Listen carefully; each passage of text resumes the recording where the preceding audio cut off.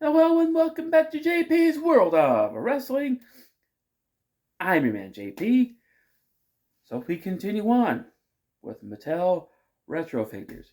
And today we're talking about another non-wrestling figure, a non-wrestler figure from the line, but it's one that is also one of my favorites. We're talking about this guy, the Mouth of the South, Jimmy Hart. I really, really love this figure. Look at this. Removable, yeah, removable megaphone.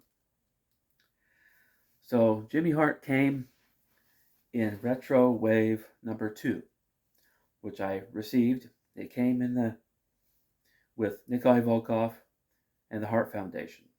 Now I'm going to talk about the Hart Foundation probably on the next video, but for now, this is Jimmy Hart. Now I've got a lot of memories of watching Jimmy Hart, but I guess he had a run in Memphis wrestling. He was involved with the whole like Andy Kaufman, Jerry Lawler feud back in the, I think it was the early 80s. But eventually he made his way to the WWF, and he managed guys like the Honky Tonk Man, Greg the Hammer Valentine, the Hart Foundation for a while till they gave him the boot.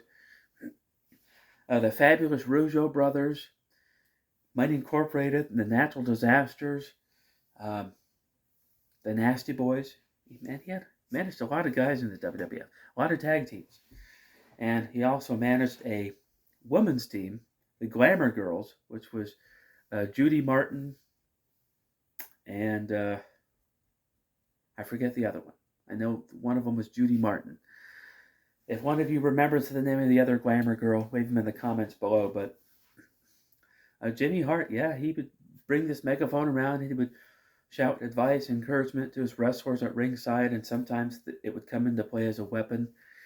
Um, so yeah, throughout the 80s, he was a big deal, and then he was there through part of the 90s, and in fact, he eventually turned babyface and managed Hulk Hogan.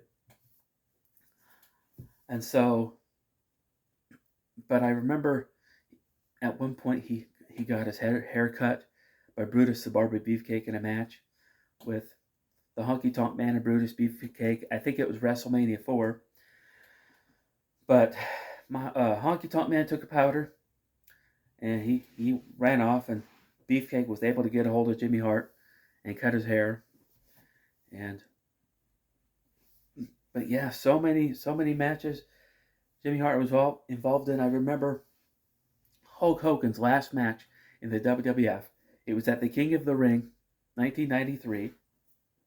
Hulk Hogan versus Yokozuna for the WWF title. Now, everybody that remembers that match remembers the cameraman that got up on the ring apron. Nobody knew who he was, but Jimmy Hart was like trying to pull him down.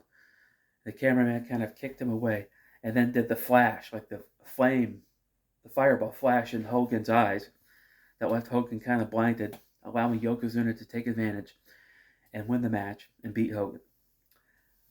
But then Jimmy Hart went to WCW with Hogan, and he managed Hogan in WCW. But then he kind of turned his back on Hogan and started managing a bunch of heel wrestlers again. Guys like the Faces of Fear, which was Ming and the Barbarian. Ming, also known as Haku.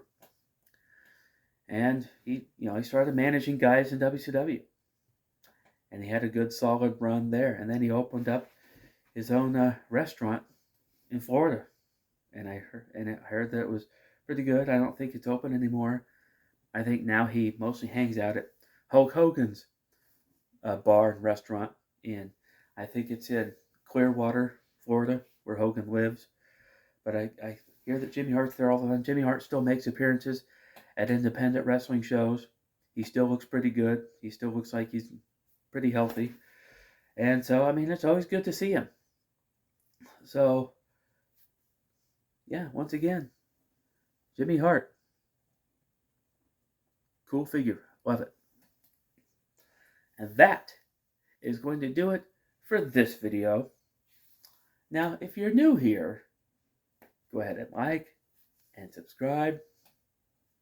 And I will see you next time.